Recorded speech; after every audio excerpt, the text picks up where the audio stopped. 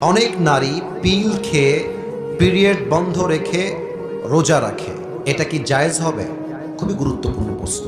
অনেক নারী প্ল্যান করে যে আমি পিরিয়ড বন্ধ রাখার জন্য পিল খাবো, এতে করে আমার পিরিয়ড বন্ধ হয়ে যাবে, আমি আরামে আয়েসে রোজা রাখবো, কোনো প্রবলেম আমি ফেস করব না। এটা কি আদৌ জায়েজ আছে কিনা? প্রথম কথা দেখেন, আমি প্রত্যেকটা যুবকদেরকে বলবো, মা বোনদেরকে বলবো বোঝাবার সাথে, আপনি যদি কোনো আমল কন্টিনিউয়াসলি করেন, please try to understand this point, একটু বোঝেন।